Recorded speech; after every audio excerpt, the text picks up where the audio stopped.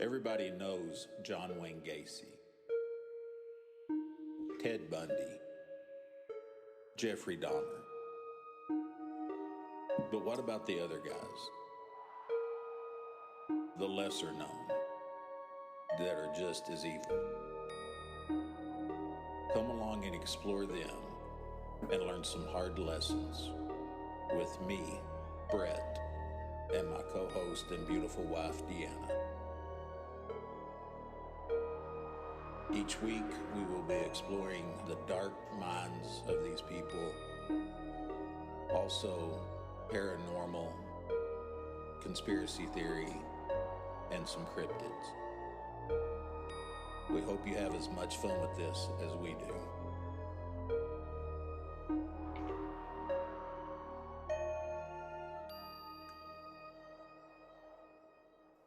Hey classmates, this is Deanna. Hey guys, this is Brett, and welcome back to week 33 of Hard Lessons. 33. Round 2 of 33. Round 2 of 33. Hopefully this microphone sounds better. Oh, yes. I'm glad we were able to find something that maybe could help. Absolutely. So far, it looks like it's doing good. Yes, ma'am. The little voice wavy lines are wavying. Is that a word? Wavying? In your dictionary, yes. Sweet.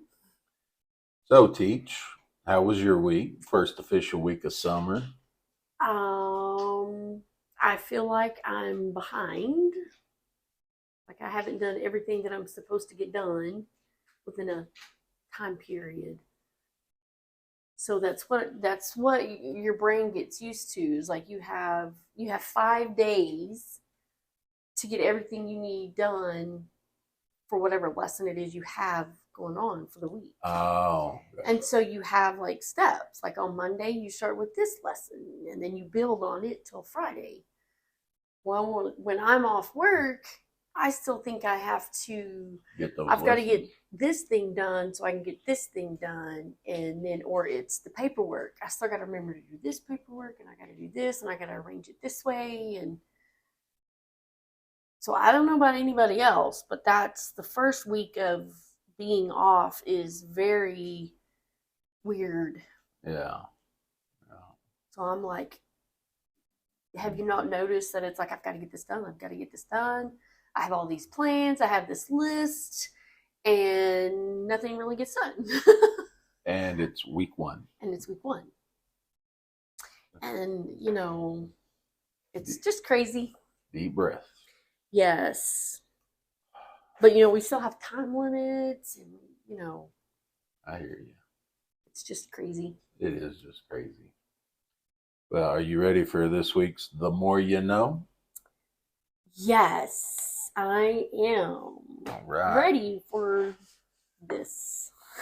Useless knowledge. This useless knowledge that I'm going to file away into the file cabinet of useless information.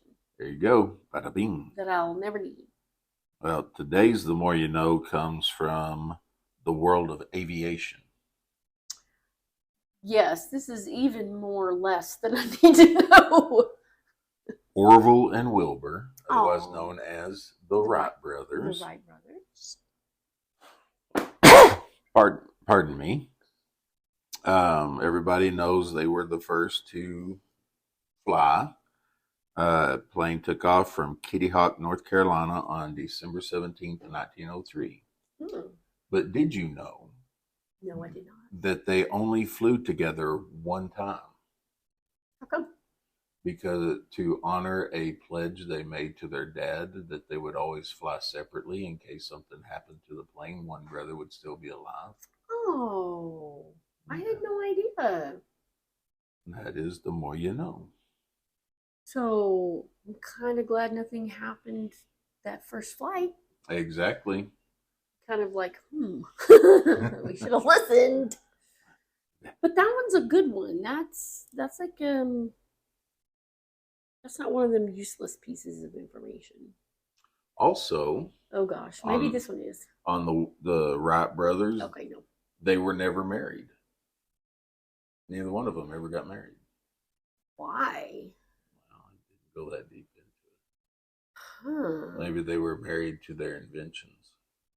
So the family stuff never carried on? I don't The know right if they, name I don't never know if they had carried on? other siblings or cousins or what, but those two, Orville and Wilbur, never married. Huh. I may need to know some more information. Like, that's sad. It is sad. It's always good to have a partner to go through life with. Yeah. Carry on that name and those crazy family ideas and traditions. Yes, ma'am. Except for us Watsons, we have no crazy ideas or traditions. I don't think I've seen or heard of any of these crazy things, but I bet you that they were in there. Maybe.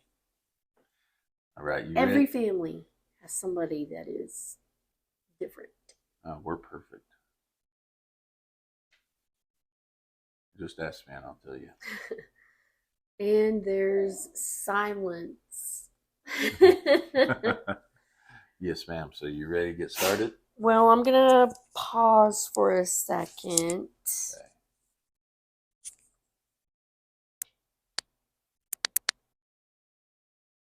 So Teach paused her mic for a minute. Had to go let one of our creatures out.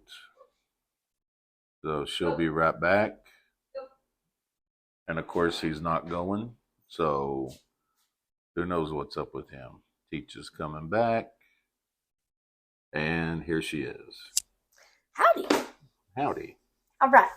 Now, get busy with this because I'm intrigued because you have been writing copious notes for days. Almost 8 pages of notes. Woo! Let's get it. Classes in session. All right, Teach. So, like I said, the Wright brothers were in North Carolina. We're going to go to their neighbor to South Carolina today. Okay. Today's lesson is on a serial killer. Ooh. This serial killer is, for not being as heard of, and like I had never heard of him until maybe 6 months or so ago. Mm-hmm. But he is one of the most prolific serial killers. So today we're going to be talking about Wee Gaskins. Wee Gaskins. You ever hear of him?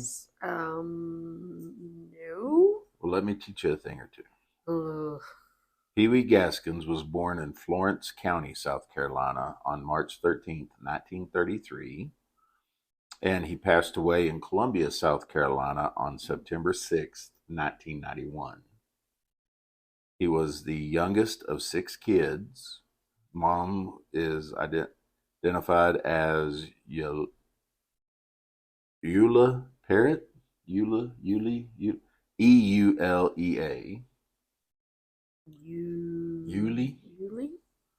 Parrott. And it is unknown who his dad is. Oh.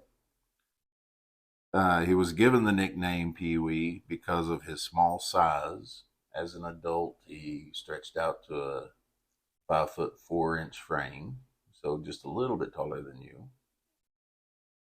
5'4"? Mm-hmm. I'd be staring at his nose. His mom, over the years, did have several marriages. Most of them were not good.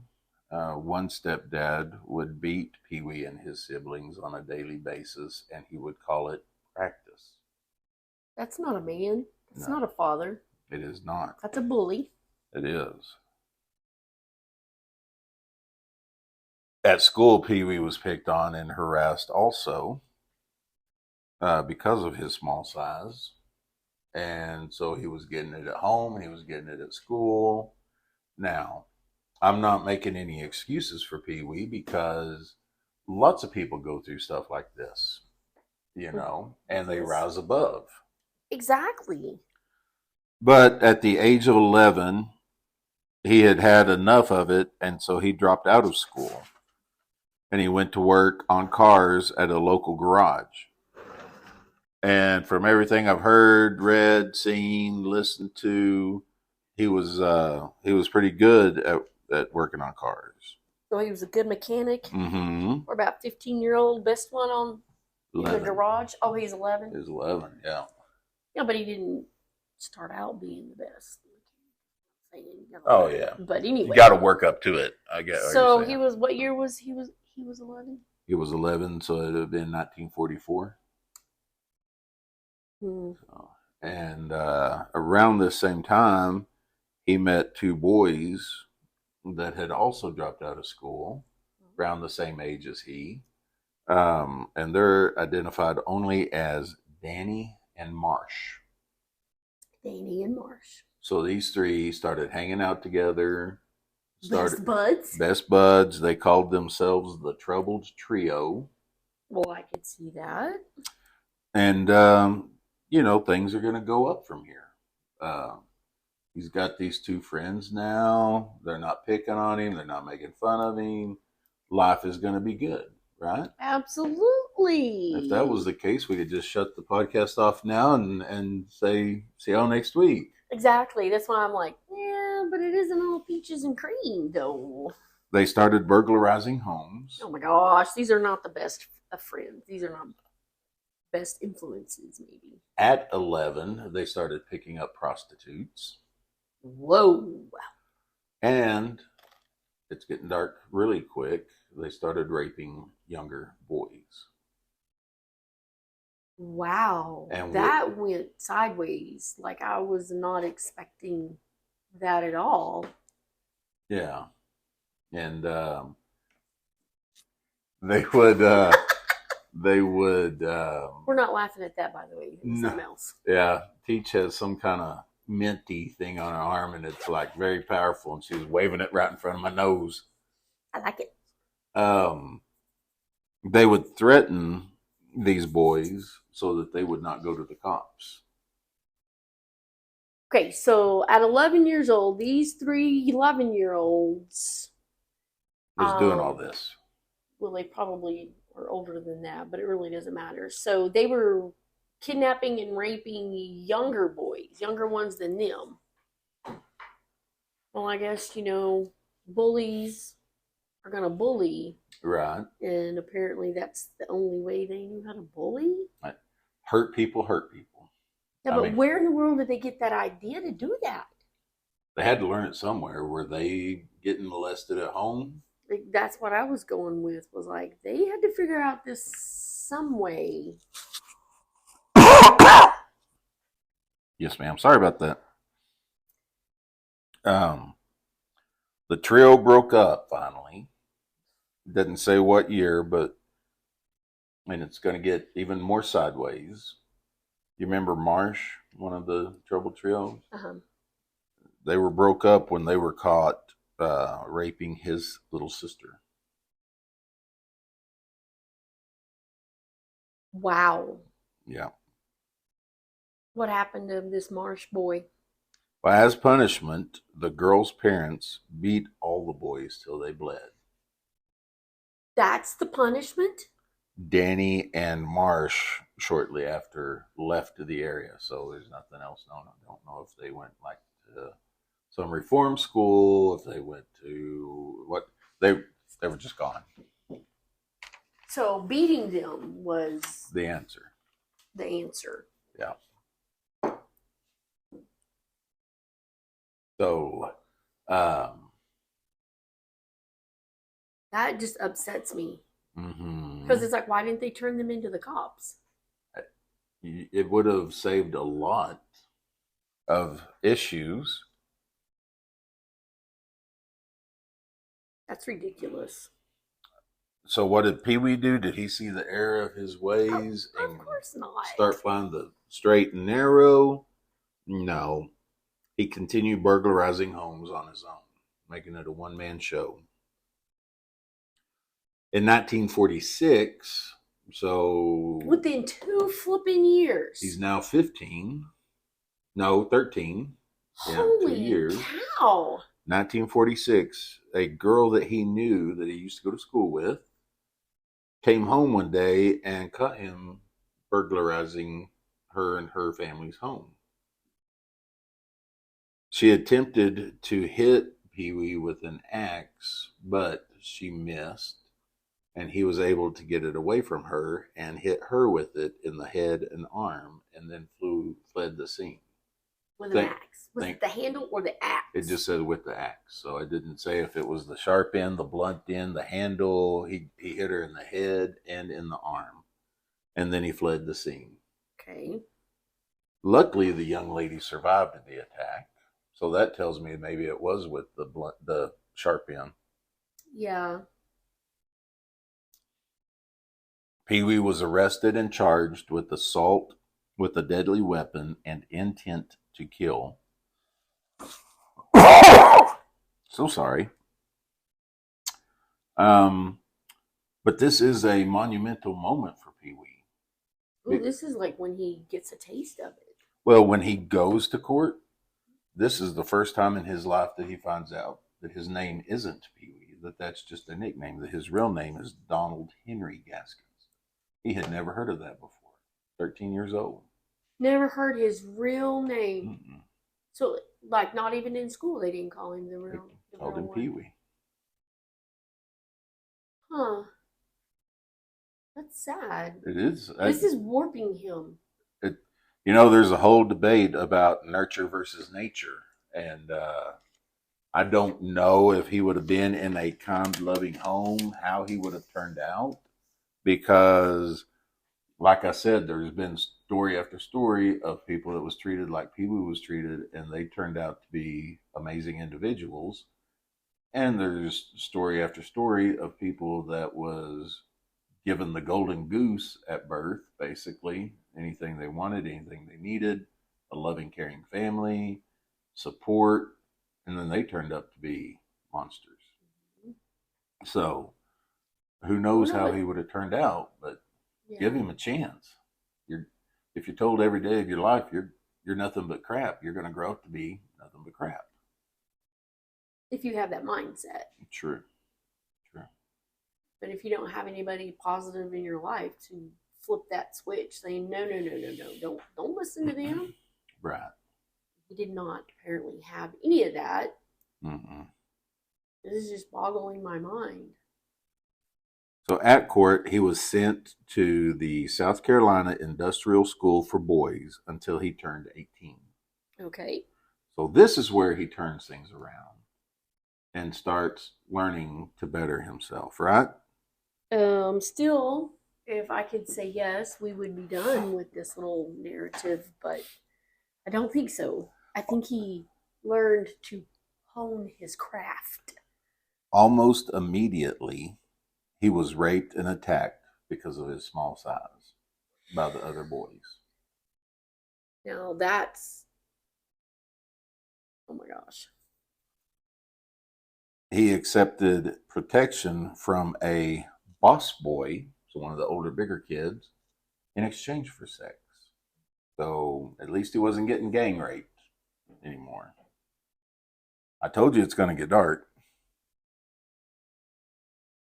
So after a little while of living this life and going through this, Pee Wee escapes and does just about the only thing he probably knew to do, and he joined a traveling carnival. Oh my gosh. This just adds to the stigma of the carnies. Oh my gosh. Did he dress up like a clown? I'm going to picture that he ran the Ferris wheel. Him being so small and it being so tall, I don't even know if they had Ferris wheels in the 40s. I'm assuming they did.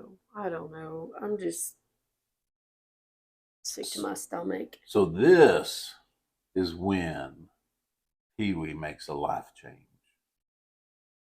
No. He met and married a 13-year-old girl.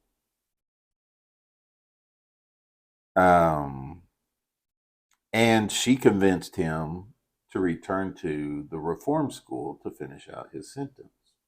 So I picture he walked back up one day and knocked on the front door, and Pee-wee! Hey, guys. I don't know how it went down, but he returned to the school to finish out his sentence 3 years. at the urging of his wife. His 13-year-old She seems like she's got a good head on her shoulder.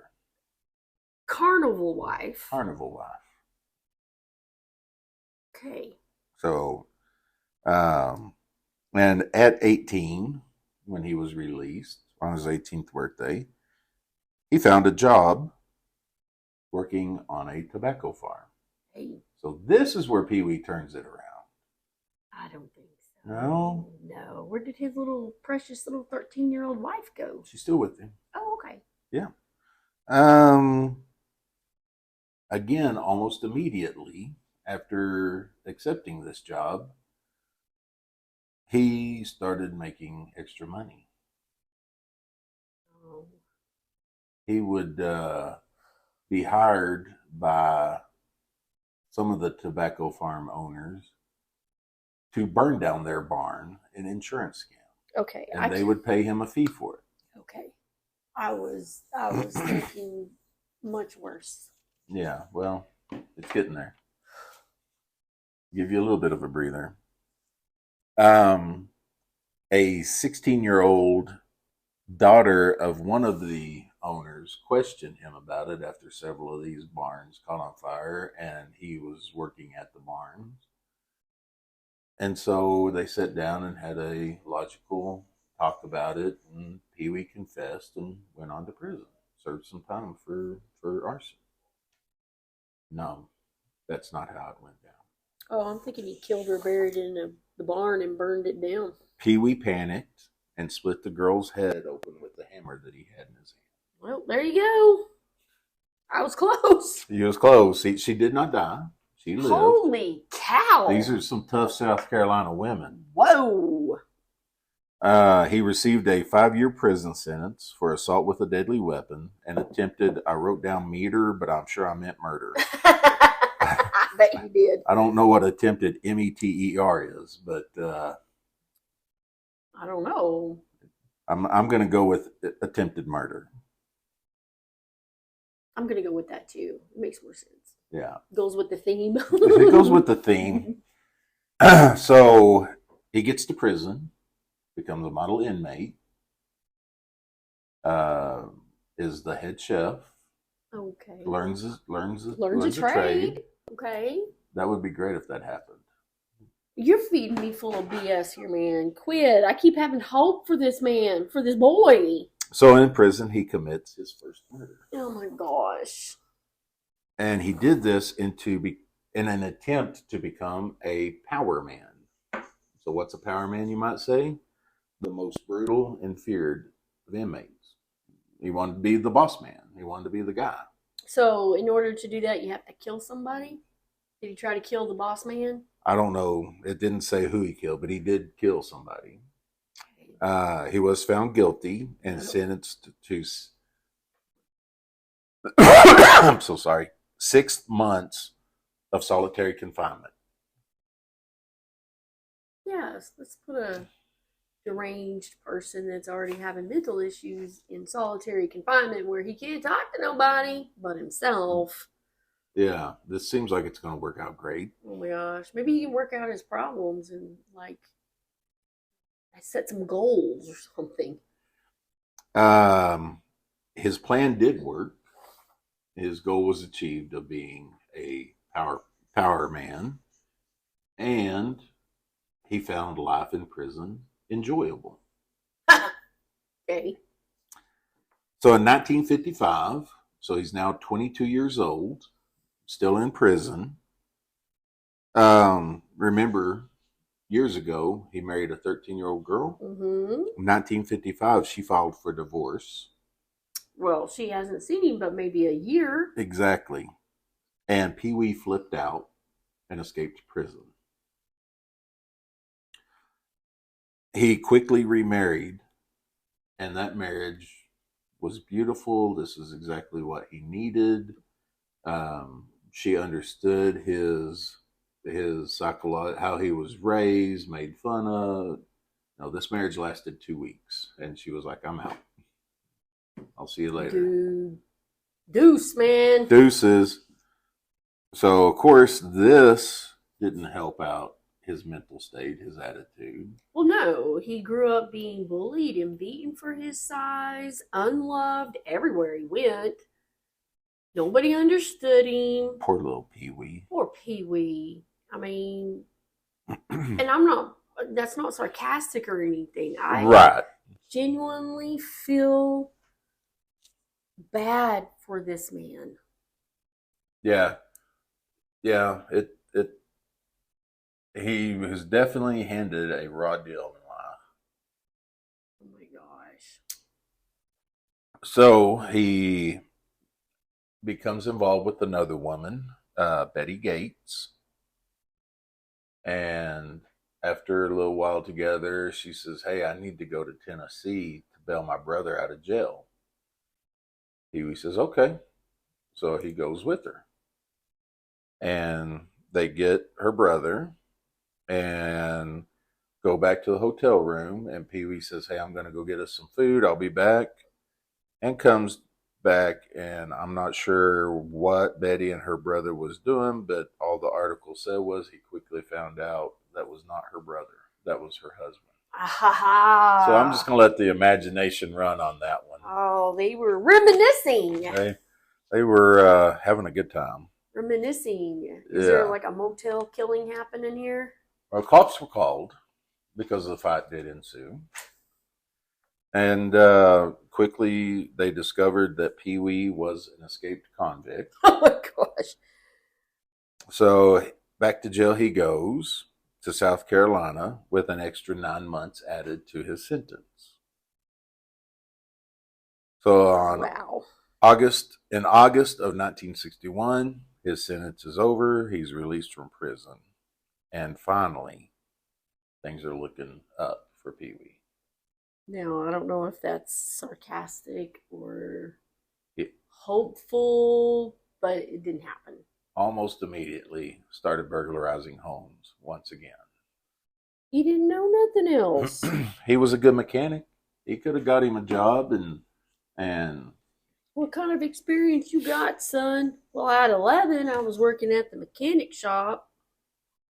And you're how old now? I've been a carny. I can do some juggling while people are waiting. Right. Began burglaring. He avoided arrest. And this shows that he's pretty smart, that he thinks things out. He worked for a traveling minister as his driver. So while the minister was in preaching, he would think, okay, well, these people are at church. They're not at home. He would figure out where they lived. He'd go break in their house, steal their stuff. Then he'd go gather up the pastor, and they'd take off again. Oh, wow. And there's no indication that the pastor knew anything that was going on. Oh, my gosh. So, of course, this is the early 60s. CSI wasn't around. The DNA wasn't available, so this made it very difficult to trace the actual person doing the burglaries. Right. In 1962, just 1 year later, Pee-wee is back in jail for the statutory rape of a 12-year-old girl. So this is 62. He was born he's almost 30. He's late 20s, early 30s. Yeah. At this time. Gosh. And so he quietly goes to jail and tries to reform and learn his lesson. Hey. No. Ah. He steals a car and heads off to North Carolina. Again, it's early 60s. They don't really have good tracking. In North Carolina, he met and married a 17-year-old girl. My gosh. Late 20s, marrying a 17-year-old girl. Well, it's not the age. At least she's not flipping 13. Yeah. Life was good. He settled down. They had a nice little house. He worked, apparently. He worked. She had supper ready every evening when he came home. And none of that was true. Ah, gosh dang it! Just a few days into their marriage, she goes to the cops and turns him in for statutory rape and said that she was forced into this marriage by him and that she didn't want to be married. And he goes to prison for 6 years in North Carolina. Okay. Now, just realize, other than the murder that happened in the prison, we hadn't got into the murders yet. I know. This is why I'm like, wow, this is a lot of rising action to that. Yes, ma'am. Climax. Oh. He was paroled in 1968 and vowed to never go to North Carolina ever again. Back home to South Carolina, not crossing that border. Not They're gonna... crazy up in there. Yeah. Speaking with a psychologist, he described feelings that led to his criminal activity as, and I'm doing the air quotes, them aggravated and bothersome feelings. So those emotions of frustration and anger, and the only thing he knew to do was just act it out through burglary and rape. Exactly. Okay. In September of 1969, Pee Wee would give in to those feelings when he picked up a female hitchhiker. Oh, he's talking about those feelings. Any that leads to any criminal activity. Okay, Yeah. okay. He became angry when she laughed at his sexual propositions. Pee Wee beat her into unconsciousness, raped, sodomized, and tortured her for days. When he was tired of the torture, I guess, I don't know how that all works, he goes to a swamp near his house. The girl is still alive. Goes to a swamp near his house. Ties weights to her body and sink her in the swamp. So he didn't even kill her first. He just dumps her out there alive. Mm-hmm. Okay. So there's murder number 2. Satisfying those feelings. Wait a second. What happened to murder number 1? The prison. Oh, yeah. Okay. Yeah. Just checking. Yes, ma'am. Satisfying these feelings became a driving force in Pee Wee's life. Hence why there's serial killers out there. He mastered the art of torture. We're going to get into that a little bit. I couldn't get into it very much because I was like, get out of my head, Pee Wee. He would keep his victims alive for days. And then he started, while they were alive, cannibalizing his victims. Well, he would just cut pieces off of them and eat? And he would sit there in front of them and eat their body. Or force feed them their own body parts. He twisted off bad. He leaned towards female victims. But between 1969 and 1975, body parts of men and women were discovered. And you know, these men had to be not very strong or big to begin with. Right. Because he wouldn't have been able to overpower them. Unless he snuck up behind them. Yes, I want to know how he coaxed these people. Good point. So I just want pictures. Okay, I'll show you some. No, you don't get the reference, do you? I don't guess so. I just want to take pictures. Come on, I just want pictures. Yeah. Okay, let's move on then. Well, no, tell me. Classmates, help me out here. Somebody raise your hand. Dahmer? Okay. Hello. It was a sad, sick joke that I threw in there, and I'm sorry, but no, don't apologize. that's how he coaxed them. I just want pictures of you. I just want to take pictures. So the he liked to describe certain things of his activity. Mm-hmm. And so the highway murders, they find body parts up and down the highway, right? Yeah. He would later classify those as weekend recreations. And we'll find out. Now, we're not going to go over every murder he did because we'd be here for several hours. There would be multiple parts to this story. Mm-hmm. If it was somebody that he knew that he murdered, those were classified as serious murders. So he would literally kill and eat people that he knew? Mm.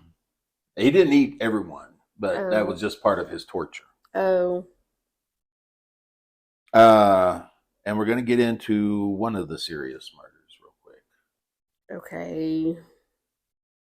It was his 15-year-old niece. Oh my gosh. And her friend.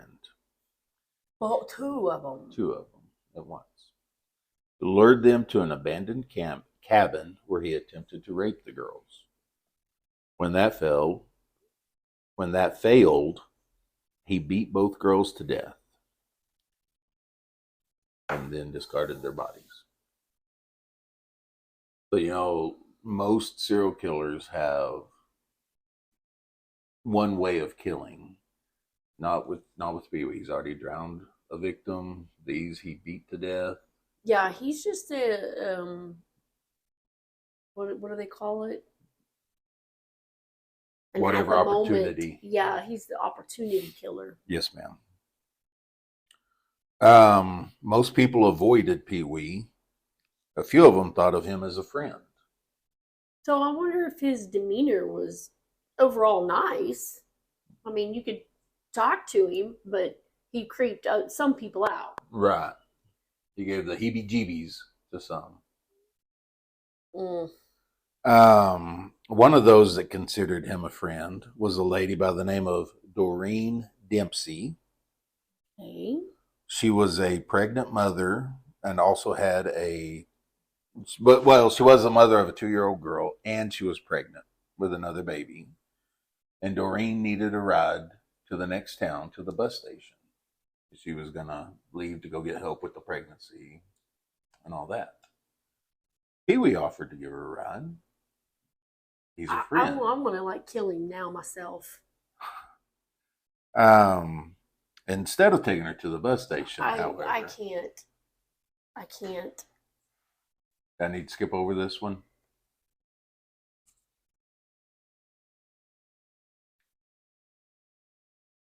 Okay, so.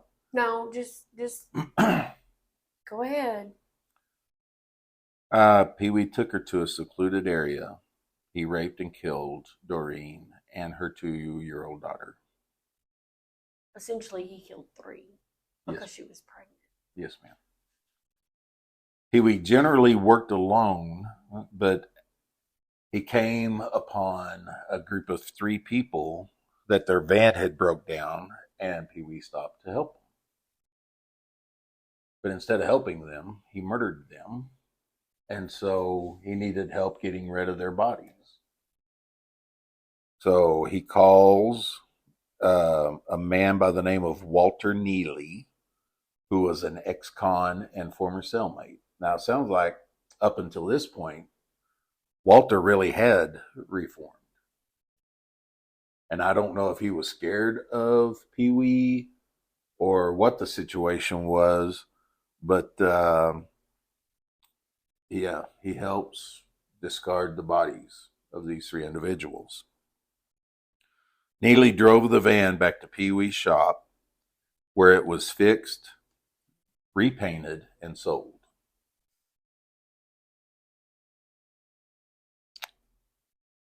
How in the world do you persuade somebody to 3 help you? people? I don't understand how that happens when there's 3 people. Do they just sit there and just and watch somebody just get killed and think it's funny? I mean, I don't understand. Maybe one was underneath the van working on it, and so he killed the other 2 real quick or incapacitated them, and then while they were down. He got the other one that was underneath. I don't know. Conniving little piece of crap. He didn't go into details on how he caught him. But this next one's going to be rough also. There was a... Sorry, that's my sensor alarm. Oh, okay. There was a 13-year-old girl known to Pee Wee by the name of Kim Gaskins. How old? 13. Where in the crap are these parents? Pee Wee tortured and murdered her, but there was no sign of sexual assault. And he said, I knew her. I didn't rape her. I just murdered her and tortured her. But I'm a good guy because I didn't rape her. So I should get brownie points because I did not rape her. Exactly. Doesn't work like that, dude. Does not work like that. 2 local men broke into Pee Wee's shop and robbed it. Oh, what kind of shop did Pee Wee have? Mechanic. Oh, see, I didn't know that. I'm like, where in the crap is he getting this money? Yeah, he had a mechanic shop at his house.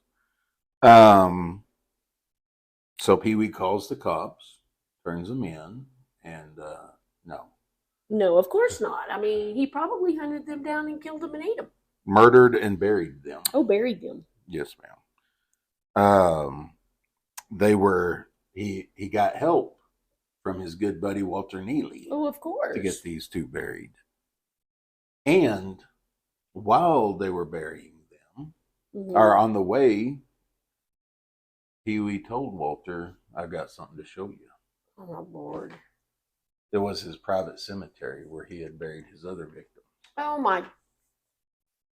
So instead of a pet cemetery, he has a people cemetery. He does have a people cemetery. Holy cow. So remember 13-year-old Kim Gaskins? Yes. He didn't rape her. Yeah, the one that he didn't rape. Yeah. After she disappeared, this is when the police started growing their suspicions towards Pee Wee.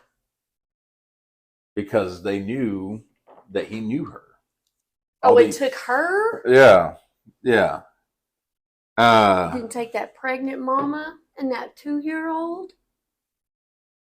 See, up until he started doing these, what he called serious kills, the people that he knew, he could have probably got away with it if he would have just continued doing the recreational.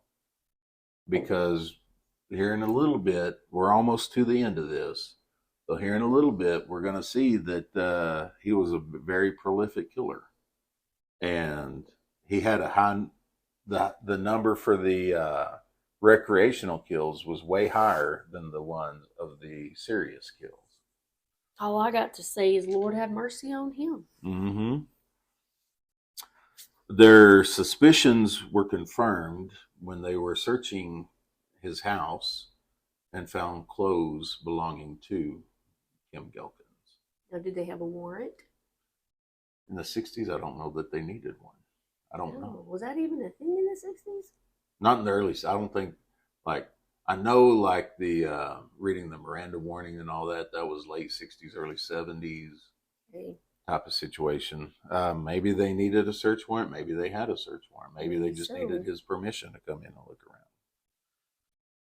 around. Pee Wee was indicted for contributing to the delinquency of a minor. So that tells me that they weren't really saying, well, Pee Wee was totally at fault. This girl was being delinquent, being at this older man's house. Let's put the blame on the dead child. On the victim. I don't know that was their thinking. That's just my interpretation of reading that. Well, it's the 60s and they were buttholes then. So. Right. So while waiting for trial, Neely, his buddy that would help bury bodies, started to get a little nervous. And he told investigators, I got something I could show you. So he led investigators out to Pee Wee's private cemetery and spilt the beans on it. So there, the bodies of Judy, Howard, somebody last name of Sellers, never was talked about in any of the stories, was found, along with Diane Neely, her boyfriend, Johnny Knight. Sorry. Her boyfriend, Johnny Knight. Dennis Bellamy, Doreen Dempsey, and her 2-year-old daughter were all found. Now, Diane Neely and Johnny Knight we didn't really talk about, but there was another lady that had paid Pee Wee $1,500 to murder her ex-boyfriend. Johnny Knight. Mm. No. Johnny Knight was the boyfriend of Diane Neely. Oh, okay. And Johnny Knight and Diane Neely found out about this transaction and told Pee Wee, "You pay us $5,000 or we're going to the cops." So Pee Wee calls them up and says, "Hey, I got the money ready. Meet me at..." And the next let's go. And the next time they're found is when their bodies were dug up in his private cemetery. Gosh.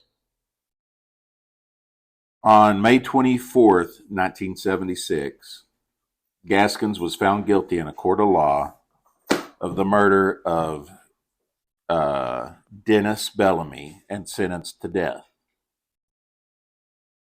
In an attempt to avoid more sentences, Pee Wee admitted to 7 more murders. Okay, what year was this? 1976, May of 1976. 76. I Yep, don't remember that year. I was a whopping 5 years old. Like, dude. You was almost 4. You was a month away from being 4. Mm-hmm. Now, in November of 1976, the U.S. Supreme Court had decided that the death penalty was unconstitutional. And so his death sentence was turned into 7 life sentences to be served consecutively. I mean, you serve he's one. He's going to die, yeah. You're not getting out. You're not getting out. Now, in 1978, the death penalty was restored in the United States. They could not go back and reissue him the death sentence. But just 2 years later, in 1980, he was found guilty of murdering fellow inmate Rudolph Tyner and was given the death sentence for that murder. I'm like, give me some good news, man. Well, he started confessing to several murders in an attempt to say, okay, maybe if I confess to all these, give closure to the family, blah, blah, blah. They'll have pity on me. They'll have pity on me and give me back the life sentence and not give me the electric chair. Because he really did not want to go to the electric chair. Too bad, dude. We're going to electrocute you and feed you to people. One murder that he confessed to was that of Peggy Catino. However, one William Pierce had already been sentenced to life in prison for her murder after confessing to it. So they're like, yeah, a lot of these that he confessed to after being found guilty, was ones that were already solved. He was just wanting limelight. He was. The last few months of his life, Pee Wee worked with author William Earl on his book, The Final Truth. Okay. Now, he really wanted to attempt not to go to the electric chair. And hours before his execution, he attempted suicide by slicing his wrists open. But it was unsuccessful. And Gosh, sorry. I'm so sorry. On September 6th, 1991, he was pronounced dead by electrocution. It's unknown exactly how many victims he truly had because, some he confessed to had already been solved and he was just trying to avoid the death penalty. But police have confirmed that of the serious murders, the people that he knows,